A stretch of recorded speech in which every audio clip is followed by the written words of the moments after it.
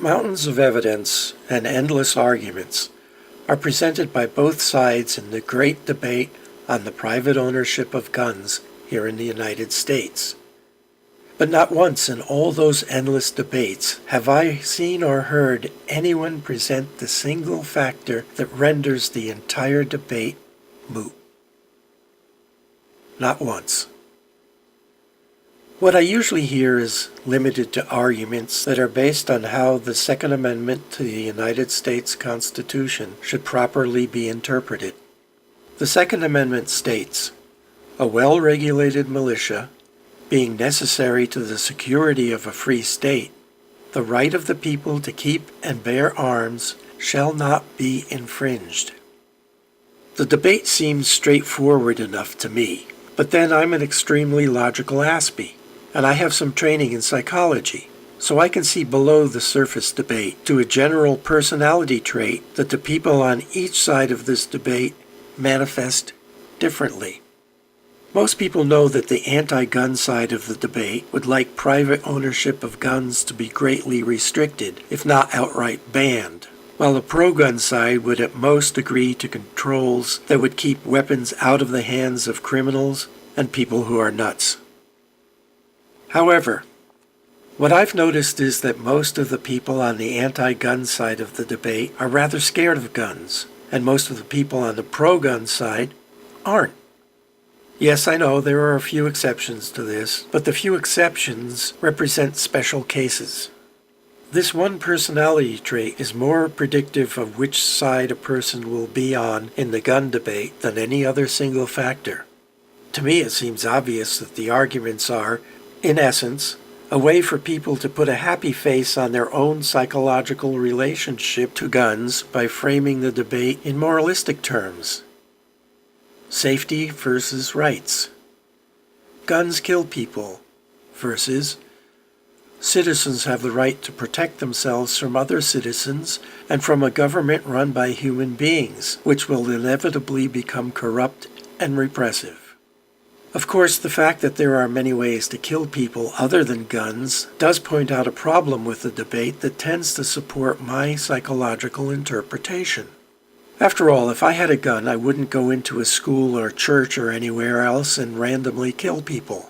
Likewise, although I have some professional-grade kitchen knives, I wouldn't go into mosques or temples with them and stab anyone. I have access to fire, but I don't burn down nightclubs. I don't drive a car through a tightly packed crowd, and I don't use household chemicals to create bombs or poison gas that I can use in confined spaces.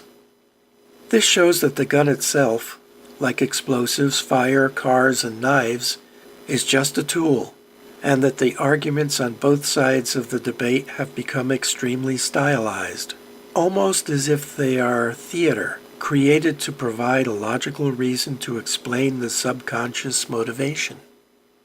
Consider this. All positions on gun ownership, from complete banning to no regulation at all, assume one critical factor: that guns are specialty items that can only be produced by specialists with special equipment. However, what if that's not the case? What if anyone could make their own gun and their own ammunition? If that were true, neither banning nor regulation could be completely effective. And while law-abiding citizens could, for the most part, be disarmed, not everyone would comply. Well, anyone with access to a machine shop or even a 3D printer can, in fact, make a gun, and a surprisingly good one. Moreover, with a few common tools, people who make their own gun could even make their own ammunition.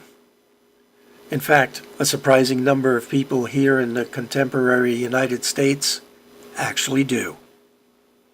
Most people are surprised to discover that it is legal in the United States to make firearms as long as they are not sold and as long as the person in possession of one could legally own a firearm of that type.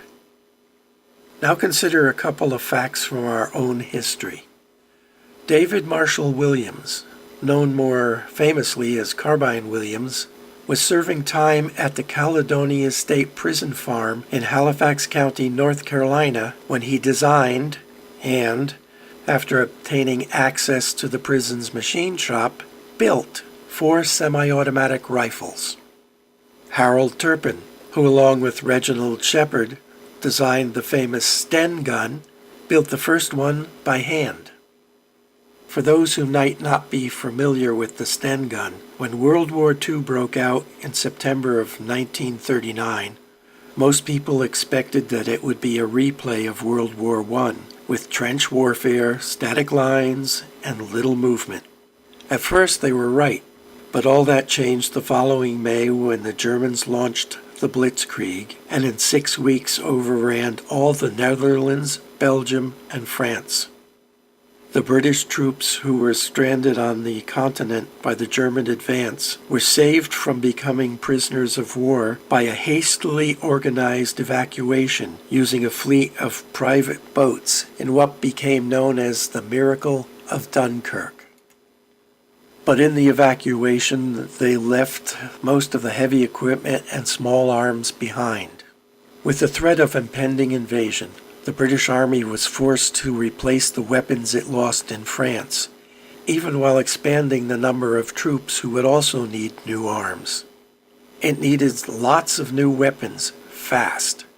The result was the Sten gun. It was very simple in design.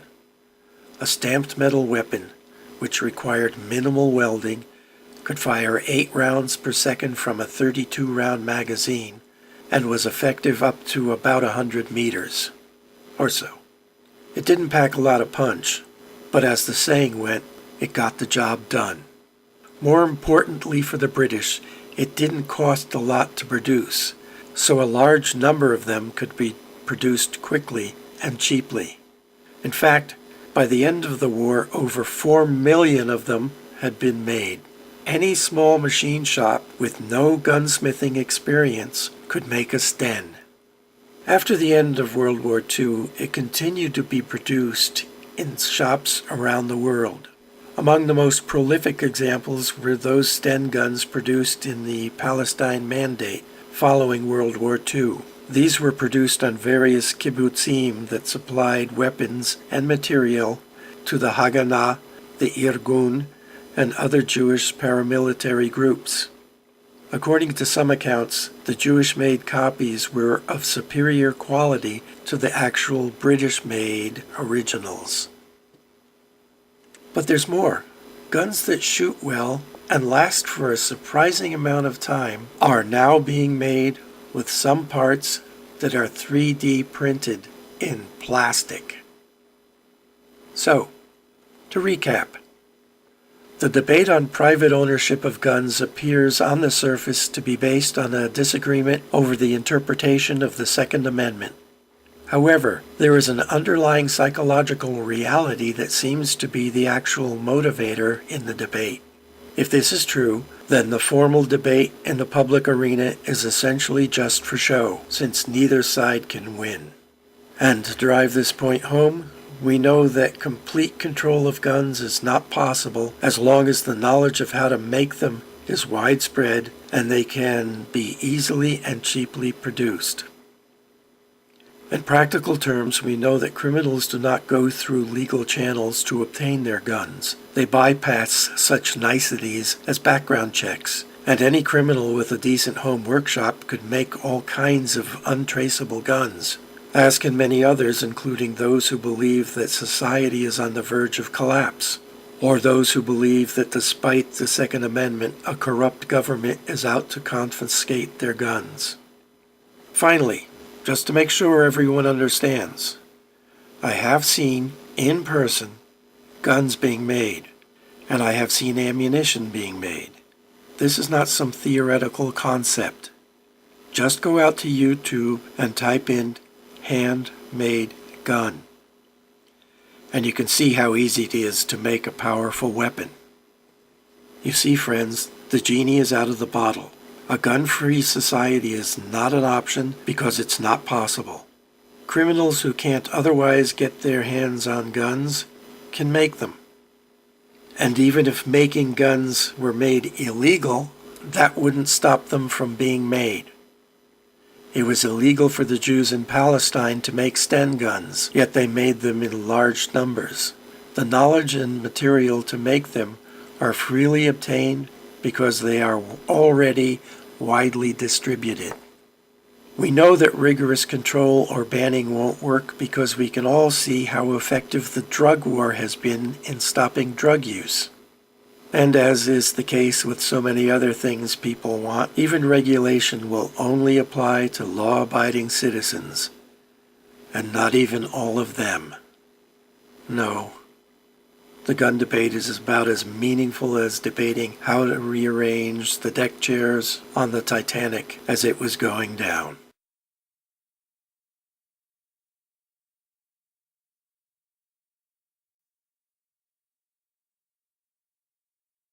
Thanks for watching my rant. My goal with these videos is to present to you the world through the eyes of an Aspie. If I have succeeded, remember, the life I would love to become accustomed to is funded by viewers like you. So please like my video, share it, subscribe, leave a comment, remember me in your will, or better yet, send cash.